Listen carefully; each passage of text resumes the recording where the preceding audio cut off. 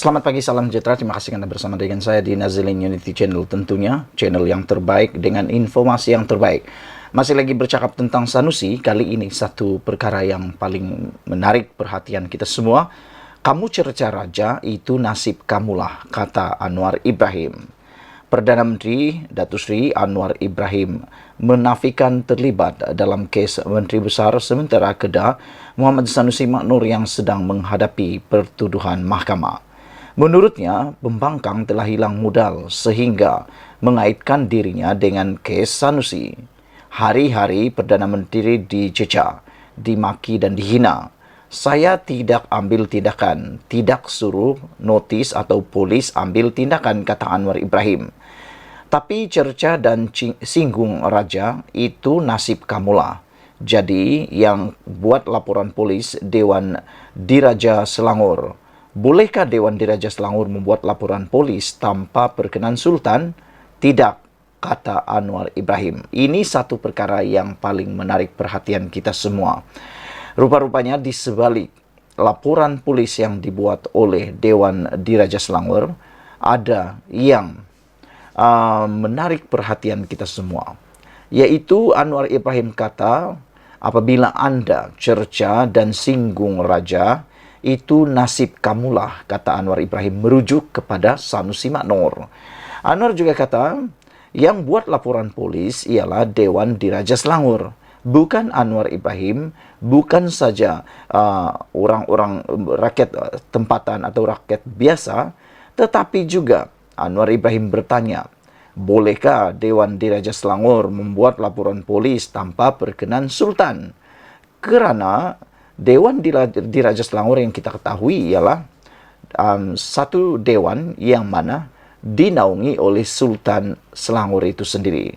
Jadi, jawapan kepada persoalan, bolehkah Dewan Diraja Selangor membuat laporan polis tanpa perkenan Sultan?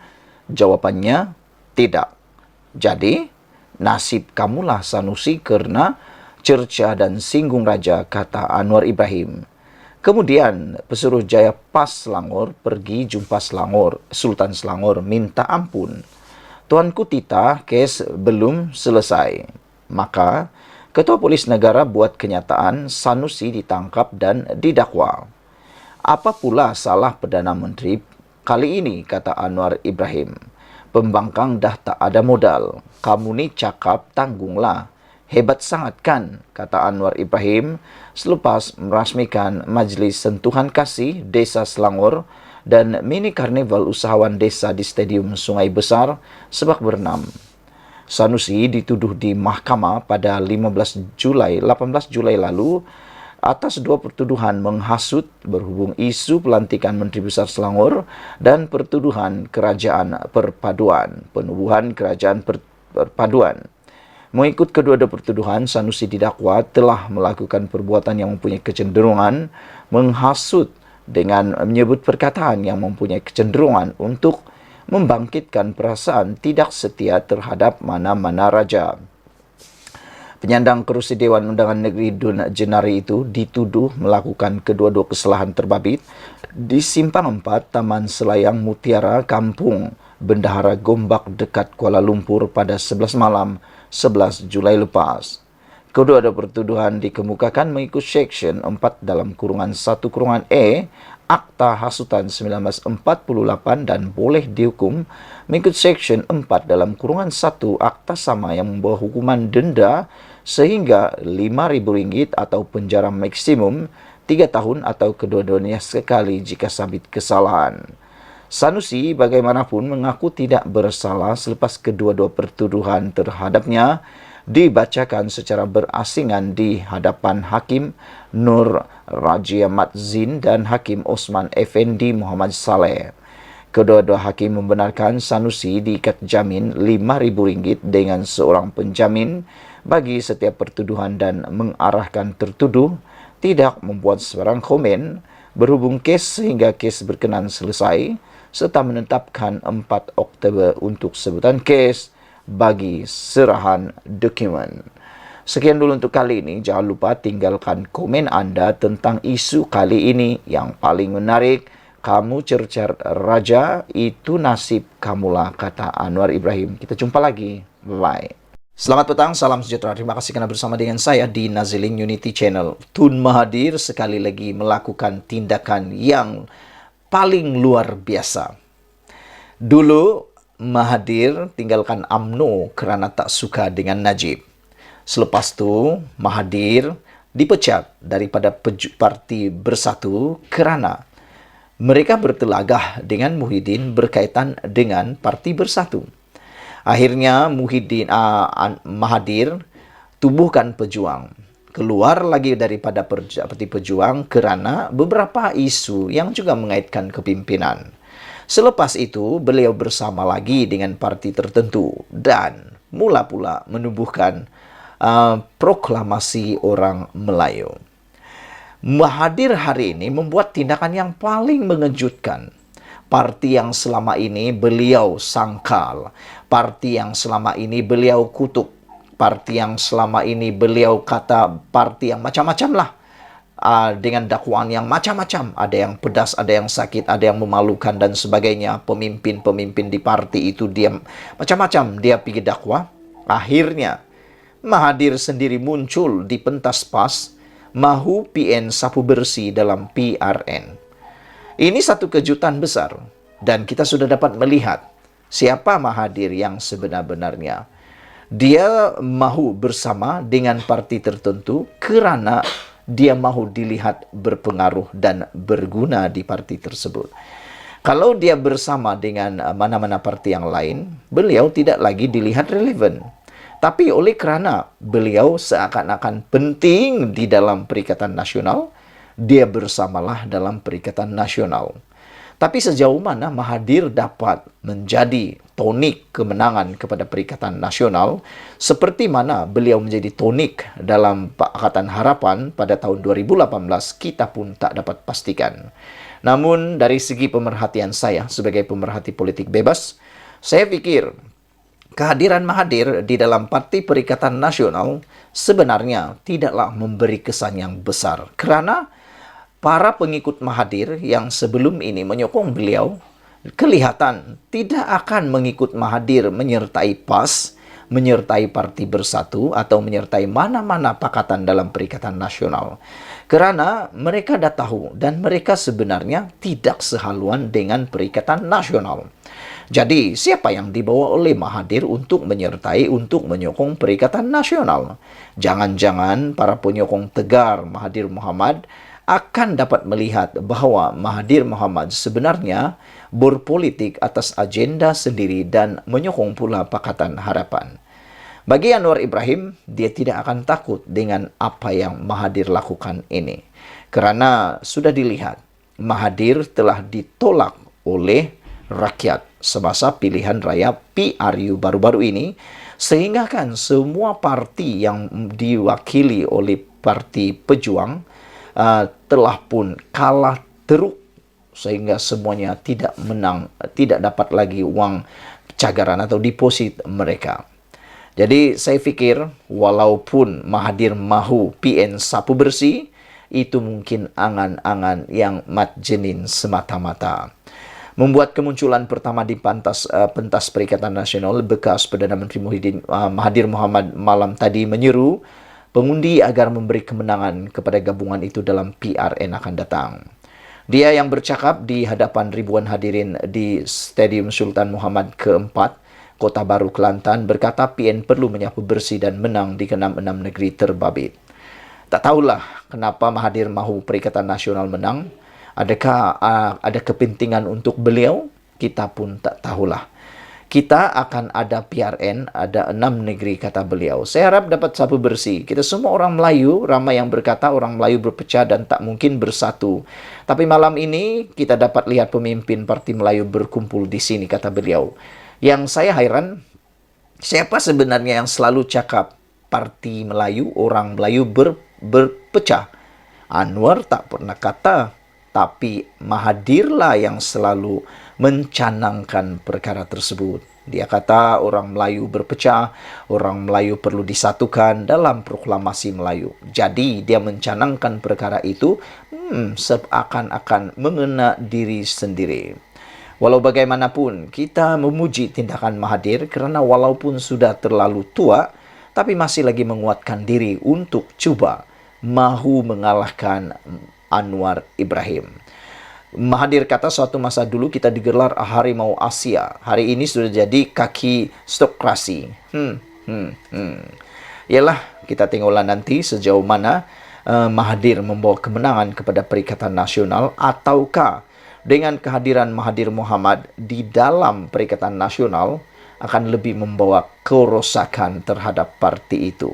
Mahathir ini sudah 3 kali melompat. Dia bolehlah digelar sebagai Raja Kaki Lompat Gabungan. Betul kan? Dulu dia gabungan Barisan Nasional. Selepas itu ikut pula gabungan Pakatan Harapan dan juga Bersatu.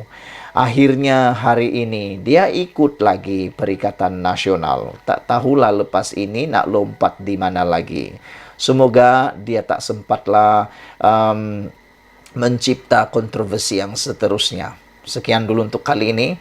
Jangan lupa tinggalkan komen Anda, tekan butang subscribe. Kita jumpa lagi. Bye-bye. Selamat petang, salam sejahtera. 3 jam, 4 jam, 5 jam selepas Anwar Ibrahim saman Muhyiddin Yassin, ini yang berlaku kepada Muhyiddin Yassin. Sebelum kita teruskan ulasan ini, jangan lupa tinggalkan komen Anda. Pertama sekali, apa komen Anda apabila Anwar Ibrahim menyaman Muhyiddin Yassin 200 juta? Karena sebelum itu, Muhyiddin kata dia yang akan menyaman Anwar Ibrahim. Tetapi sehingga ke waktu konten ini dibuat, saya belum lagi melihat atau nampak atau mendapat maklumat daripada mana-mana media yang mengaitkan Muhyiddin menyaman Anwar Ibrahim dengan jumlah tertentu atau dengan perkara yang lebih tepat. Namun demikian, Anwar Ibrahim pula yang menyaman Muhyiddin dan menyatakan supaya Muhyiddin memohon maaf dalam masa 24 jam selain tanpa bersyarat dengan nilai 200 juta. Itu sebabnya netizen sibuk meramal bahawa kalau Muhyiddin kalah dalam pertuduhan kali ini, mereka meramalkan Muhyiddin akan jadi muflis dan bankrupt. Dan apabila Muhyiddin jatuh muflis dan bankrupt kerana tak mampu bayar RM 200 juta itu, beliau akan bakal kehilangan kerusi Parlimen Pagoh dan dia tidak akan dapat lagi menjadi Perdana Menteri sehingga beliau dilepaskan daripada kebankrapan tersebut. Itu pun kalau Muhyiddin Yassin kalah di dalam saman tersebut.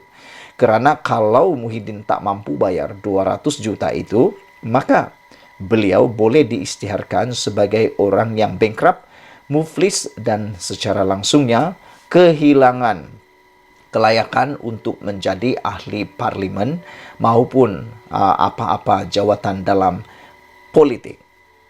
Namun, dengan beraninya, selepas beberapa jam Anwar Ibrahim menyaman Muhyiddin Yassin, Muhyiddin kata, saya tak bersalah, kita jumpa di mahkamah. Bagus.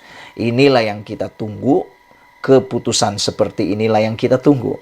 Yaitu kebenaran ditentukan di mahkamah. Kerana sekarang ini, media sosial masih boleh diharap, tetapi amat-amat meragukan.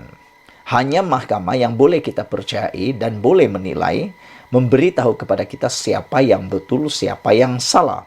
Kalau dalam media sosial ni, biasalah. Makin sedap, makin orang suka. Makin panas, makin orang suka. Ditambah garam, ditambah Ajinomoto supaya lebih sedap. Ditambah dengan cili, apinya, belacannya, macam-macam. Supaya lebih sedap dan lebih disukai ramai beritanya. Jadi itu sebabnya saya setuju Muhyiddin Yassin teruskan menerima saman Anwar Ibrahim itu dan jumpalah di mahkamah nanti. Apa pendapat kamu semua? Adakah Anda setuju dengan saya supaya Muhyiddin perlu berada di mahkamah? Dan dengan itu, risiko besarnya ialah kalau Muhyiddin kalah, dia akan kehilangan. Mungkin kehilangan Parlimen Pagoh kerana 200 juta itu bukan sedikit, jumlah yang sangat besar untuk dibayar. Kalau Anwar Ibrahim kalah, paling-paling pun beliau perlu membayar kos guaman. Tan Sri Muhyiddin Yassin menegaskan beliau tidak bersalah dan bersedia untuk berdepan Perdana Menteri Datuk Seri Anwar Ibrahim di Mahkamah berhubung isu pelupusan hutang Peneroka Felda. Pengurusi Perikatan Nasional PN itu berkata, beliau tidak takut Anwar Ibrahim walaupun disaman sebanyak 200 juta. Hari ini saya dapat berita Anwar Ibrahim saman saya 200 juta. Tidak lain tidak bukan, ia membabitkan isu Peneroka Felda. Kata Muhyiddin, saya tidak gentar berdepan Anwar, tidak mengapa. Biar kita pergi mahkamah karena saya tidak bersalah, kata beliau. Terdahulu, Anwar menuntut Muhyiddin meminta maaf dan membayar pampasan 200 juta kerana menjejaskan reputasi beliau berhubung dakwaan fitnah membabitkan isu pelupusan hutang Peneroka Felda. Melalui jawapan terhadap surat tuntutan Muhyiddin menerusi firma guamannya, SN Nair and Partners menyatakan Anwar akan memulakan tindakan undang-undang terhadap bekas Perdana Menteri itu jika tidak menerima apa-apa maklum balas yang memuaskan dalam tempoh 24 jam daripada tarik surat jawapan berkenaan. Surat jawapan terbabit dialamatkan kepada firma guaman Tuan Rosli Dahlan Sravenan Partnership yang mewakili Muhyiddin. Mengulas lanjut, Muhyiddin turut menegaskan Anwar tidak faham untuk membezakan antara penghapusan hutang dan suku. Tak tahulah siapa yang tak faham di sini, adakah Muhyiddin ataupun Anwar Ibrahim. Kita tunggulah nanti. Siapa yang tak faham dan siapa yang salah, kita tunggu di mahkamah. Sekian dulu untuk kali ini. Jangan lupa tinggalkan komen Anda. Bye-bye. Selamat petang, salam sejahtera. Terima kasih kerana bersama dengan saya di Nazilin Unity Channel. Ini keputusan daripada mahkamah yang menggemparkan Muhyiddin Yassin dan tentunya parti di bawah pimpinan Muhyiddin Yassin, yaitu Parti Bersatu. Keputusan di mahkamah ini adalah keputusan muktamad yang paling mengecewakan Muhyiddin, Bersatu, dan tentunya orang yang kena tuduh, yaitu OKT, yaitu Wan Saiful Wanjan.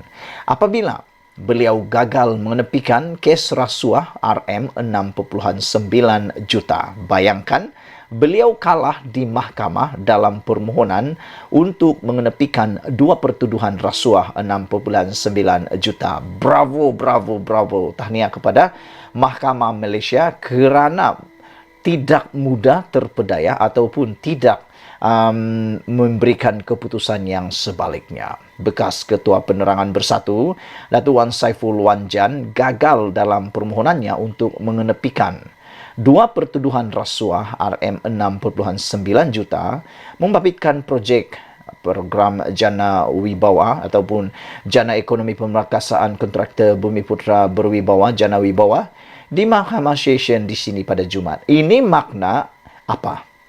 Hakim-hakim yang mendengar permohonan tersebut dapat melihat bahawa pertuduhan ini mempunyai asas dan tidak boleh dibatalkan. Apa yang dilihat oleh hakim ialah kes ini kukuh dan mempunyai jalan cerita dan ada kes yang kukuh.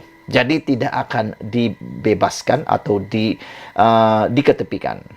Kalau kes itu memang meragukan, kalau kes itu memang tak kukuh, kalau kes itu tiada jalan ceritanya, tiada cukup siasatan, tiada cukup bukti, pasti hakim akan menilainya dan akan membebaskan Wan Saiful Wanjan.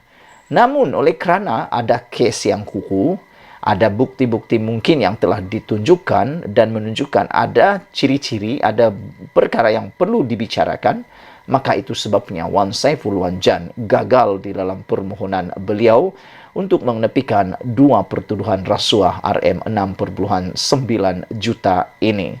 Jadi yang di luar sana yang tak setuju dengan keputusan ini, anda mungkin sedang menghina mahkamah yang ada di Malaysia, menghina keputusan hakim, menghina keputusan mahkamah. Jadi terima sajalah bahawa mahkamah atau hakim dapat melihat bahawa kes ini adalah kes yang kukuh. Hakim Rozina Ayub memutuskan demikian selepas mendengar hujahan tambahan daripada Peguam Amir Hamzah Arsyad yang mewakili ahli Parlimen Tasik Gelegur itu dan responden oleh Timbalan Pendakwa Raya Rashidah Murni Azmi dan Muhammad Afif Ali. Permohonan pihak pembelaan ditolak. maka prosiding seterusnya dijalankan sebagaimana yang dijadwalkan sebelum ini, kata Hakim.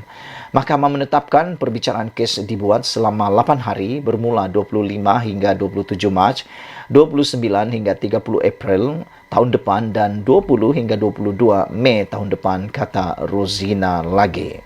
Beliau berkata pada 1 Disember depan, mahkamah tetapkan untuk pengurusan kes tersebut. Semasa prosiding, Rashida Murni berkata seramai 27 saksi akan dipanggil untuk memberi keterangan. Beliau turut mengesahkan bahawa semua dokumen telah diserahkan, namun senarai saksi akan dibekalkan dalam masa terdekat.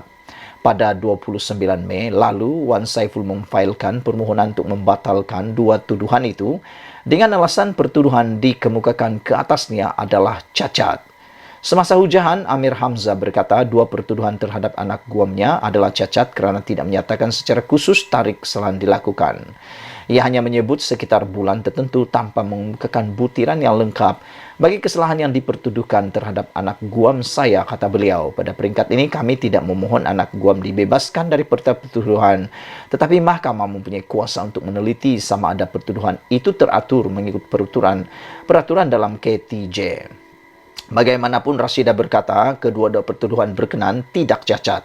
Sebaliknya jelas dan boleh difahami. Seksyen 153 Kanun Tata Cara Jenayah KTJ menyatakan tarikh dan masa hendaklah dinyatakan dalam pertuduhan. Bagi pertuduhan pertama, masa telah dinyatakan iaitu sekitar April 2022. Manakala pertuduhan kedua, masa dinyatakan Julai hingga September, katanya.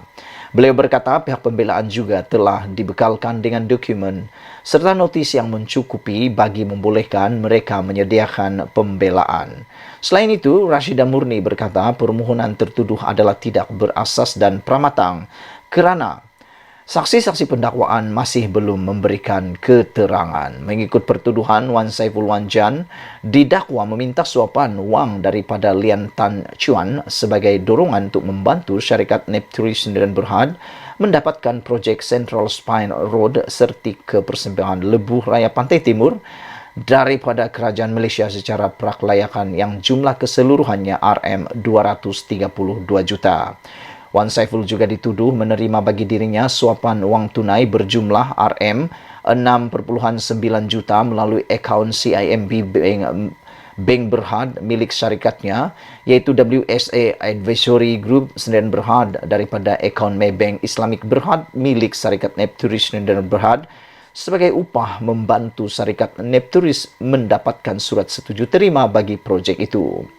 Beliau didakwa melakukan kedua-dua perbuatan itu di Royal Lake Club, Taman Tasik Perdana di sini pada April 2022 dan di CIMB Bank Berhad, Cawangan Bukit Tunku, Taman Tunku, Bukit Tunku di sini pada 8 Julai 2022 hingga 30 September tahun 2022.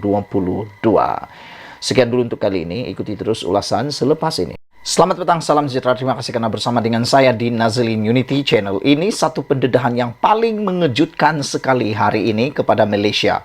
Isu berkaitan dengan hutang Felda 8.3 bilion yang telah diselesaikan oleh pentadbiran Anwar Ibrahim yang turut dikatakan oleh Muhyiddin dia pun selesaikan. Akhirnya ini pendedahan terkini yang anda wajib share kepada semua orang dan pastinya ia akan menggentarkan lagi Muhyiddin Yassin.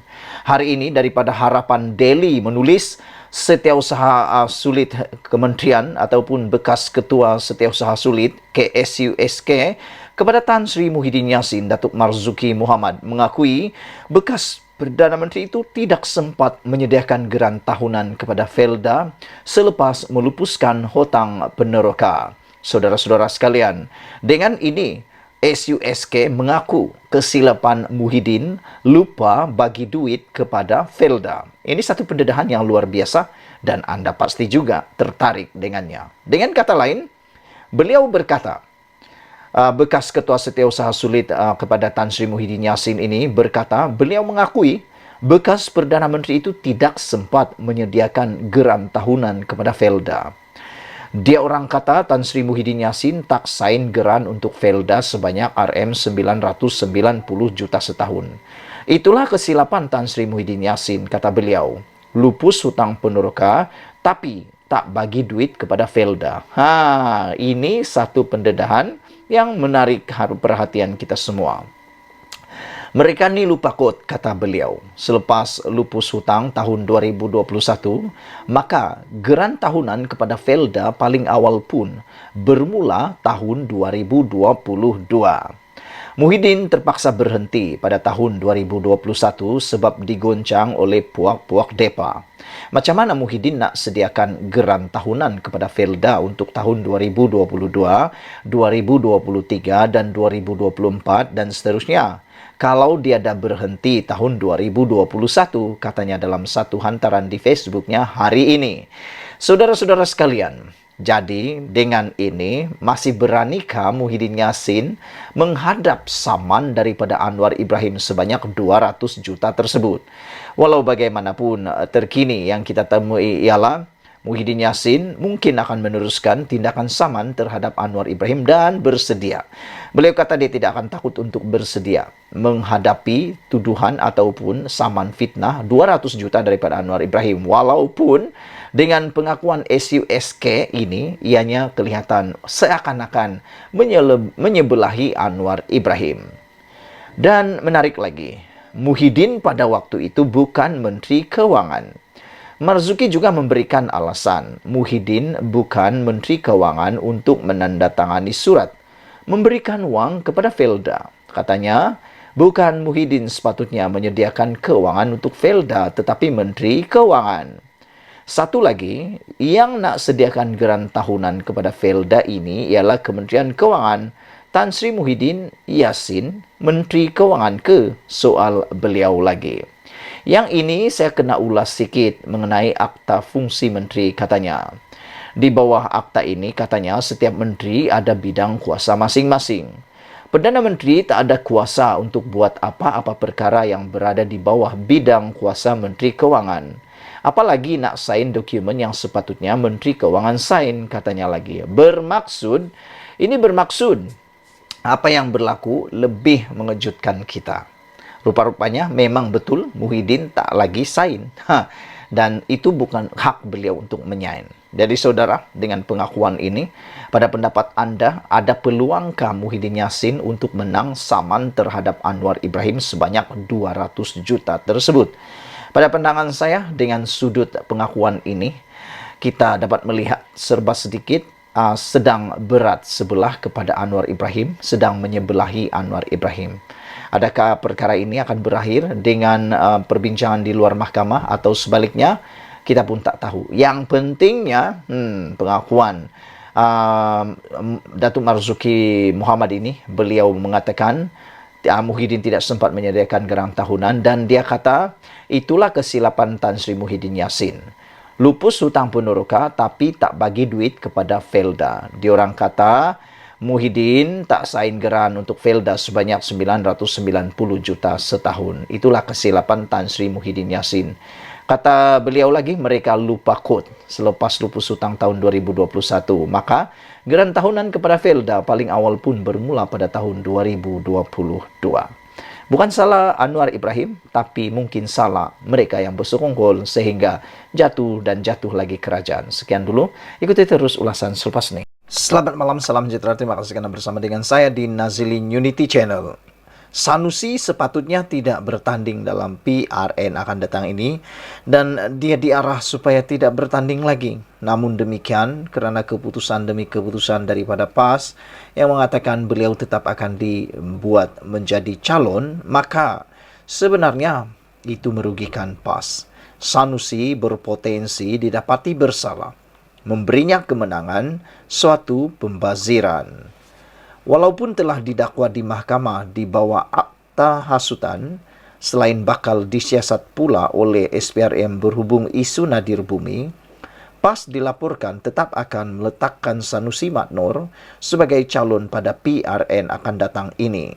Namun, saudara-saudara sekalian yang mendengarkan ulasan kali ini, anda harus share video ini kerana memberi undi kepada Sanusi, memberi kemenangan kepada Sanusi adalah satu pembaziran. Timbalan Presiden PAS, Tuan Ibrahim Tuan Man ketika dipetik berkata, Sanusi akan tetap diturunkan sebagai calon dalam PRN Kedah. Bahkan, kata beliau, Menteri Besar sementara itu setakat ini kekal sebagai taruhan utama dalam usaha PN mempertahankan Kedah daripada dirampas pihak lawan. Insya Allah, sehingga kini beliau masih calon utama PAS, akan kekalkan beliau, kata beliau.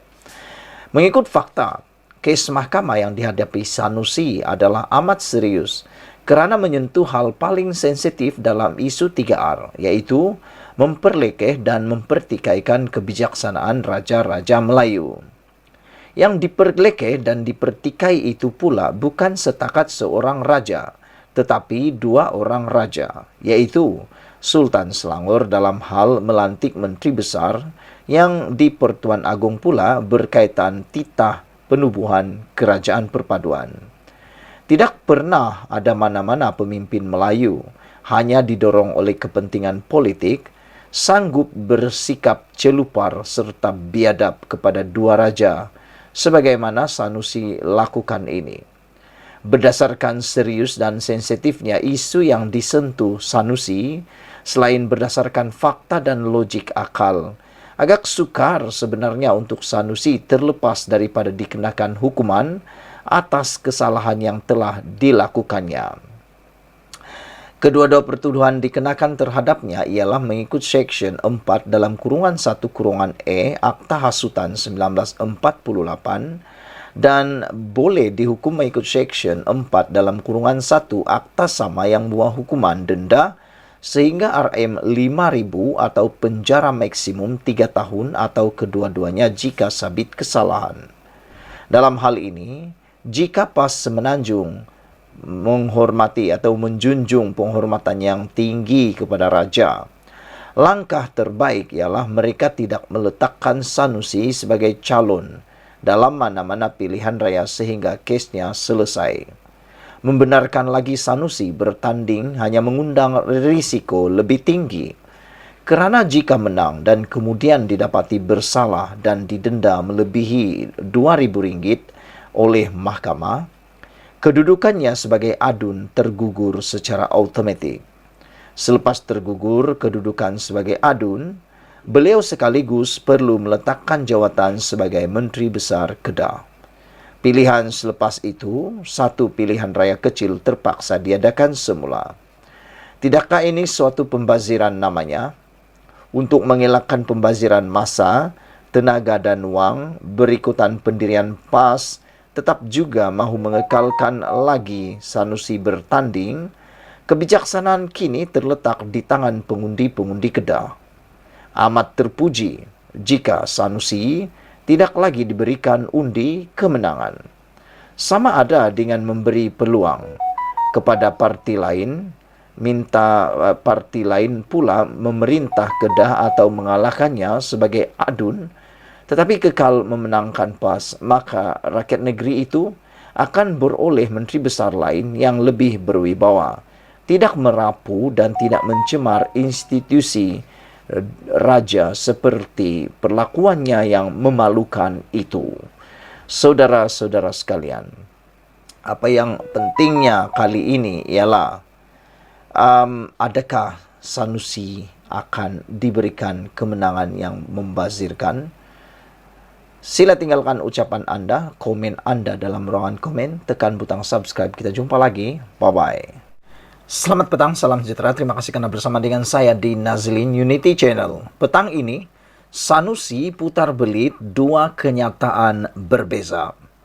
Saudara-saudara sekalian, Angkatan Muda Harapan menyifatkan Menteri Besar Kedah, Datuk Seri Muhammad Sanusi Maknur, melakukan dua kesalahan nyata dan jelas berhubung kes menghina Sultan Selangor, Sultan Sharafuddin Idris Shah. Ketuanya Daniel Al-Rashid Harun berkata, kesalahan pertama adalah kenyataan yang diucapkan oleh penyandang Dewan Undangan Negeri Dun Jenari itu yang menghina institusi kesultanan semasa berceramah di Selangor. Kesalahan kedua, katanya, Sanusi menyatakan telah mengemukakan surat permohonan maaf kepada Sultan Selangor, tetapi ketika dihadapkan ke mahkamah, Menteri Besar Kedah itu mengaku tidak bersalah pula. Menurutnya, persoalan yang timbul adalah kenapa Sanusi mengaku tidak bersalah sedangkan beliau telah meletakkan satu asas bahwa dia sudah memohon ampun kepada Sultan. Apa semua ini tuan-tuan? Kalau sudah mohon ampun, sepatutnya sudah dikira bersalah. Sebaliknya, Sanusi bertindak biadab sekali lagi di Mahkamah Session Selayang dengan mengaku tidak bersalah. Ini satu perkara yang kita semua, terutama anak-anak Selangor, tidak boleh terima. Katanya ketika berucap pada Himpunan Daulat Tuanku Pertahan Institusi Diraja yang dianjurkan Pemuda Barisan Nasional BN Selangor dan Pemuda Pakatan Harapan PH Selangor di Masjid Sultan Salahuddin Abdul Aziz Shah pada Jumaat. Perhimpunan tersebut disertai beberapa buah pertubuhan bukan kerajaan NGO Islam dan dihadiri lebih 100 penyokong. Hadir bersama Ketua Pemuda UMNO Shah Alam Muhammad Hafiz Rahman. Mengulas lanjut, Daniel berkata, anak-anak Selangor mahukan Sanusi dihukum seadilnya dengan tindakan politik murahan dibuatnya. Tegasnya, rakyat Selangor menolak sekeras-kerasnya parti atau pemimpin politik sumbang yang gemar membuat tohmahan dan pertuduhan melulu. Malah menurutnya, cacian yang dilemparkan ke atas Sultan Selangor adalah satu perbuatan melampau. Sementara itu, Daniel berkata, satu memorandum akan dihantar ke Istana Shah Alam Shah pada Isnin ini bagi menyatakan sokongan penuh kepada Sultan Selangor. Katanya, memorandum itu akan ditandatangani oleh pemimpin parti politik dan NGO yang menjunjung kasih kepada institusi Kesultanan Selangor. Kami akan memastikan tekanan demi tekanan diberikan kepada Sanusi dan Perikatan Nasional PN. Ia diharap dapat memberi pengajaran kepada semua agar sama sekali tidak menyentuh isu 3R, yaitu agama, raja, dan kaum apabila berpolitik, ujarnya. Sementara itu, Muhammad Hafiz berkata, Sanusi seharusnya menunjukkan contoh tauladan baik berdasarkan reputasinya sebagai pemimpin tertinggi. Tegasnya, Menteri Besar Kedah itu harus faham apa yang boleh disentuh ketika berucap atau berkempen. Sanusi perlu tunjuk contoh yang baik kepada kumpulan pengundi muda atau undi 18 yang baru hendak berjinak dengan dunia politik. Tunjukkan politik bersih kepada kumpulan pengundi baharu dan bukannya secara mencaci atau memaki hamun. Oleh sebab itu, kita mahukan Sanusi dikenakan tindakan tegas dengan apa yang telah dia lakukan, ujar beliau lagi. Saudara-saudara sekalian, memang mengejutkan kita apabila kenyataan ini nampaknya terlepas pandang oleh ramai orang, yaitu dua kesalahan nyata dilakukan oleh Sanusi berhubung kes menghina Sultan Selangor, Sultan Sharafuddin Idris Shah. Menurut Ketua Angkatan Muda Harapan, Daniel Al-Rashid Harun, kesalahan pertama ialah kenyataan yang diucapkan oleh penyandang Dewan Undangan Negeri Dun Jenare itu yang menghina institusi kesultanan semasa berceramah di Selangor. Kesalahan kedua, katanya, Sanusi menyatakan telah mengemukakan surat permohonan maaf kepada Sultan Selangor. Tetapi ketika dihadapkan ke mahkamah, Menteri Besar Kedah itu mengaku tidak bersalah pula. Menurutnya, persoalan yang timbul adalah kenapa Sanusi mengaku tidak bersalah. Sedangkan beliau telah meletakkan satu asas bahwa dia sudah memohon ampun kepada Sultan. Apa semua ini? Kalau sudah mohon ampun, sepatutnya sudah dikira bersalah. Sebaliknya, Sanusi bertindak biadab sekali lagi di Mahkamah Session Selayang dengan mengaku tidak bersalah. Ini satu perkara yang kita semua, terutama anak-anak Selangor, tidak boleh diterima, kata beliau dalam perhimpunan Himpunan Daulat Tuanku hari ini. Sebelum kita berpisah untuk isu kali ini, jangan lupa tinggalkan komen Anda tentang isu kali ini. Adakah Anda juga telah terbuka minda, terbuka hati, dan terfikir tentang perkara ini? Sanusi putar belit buat dua kenyataan berbeza. Kita jumpa lagi, Malaysia kita punya. Kita jaga sama-sama cintai Malaysiaku. Ikuti terus ulasan selepas ini.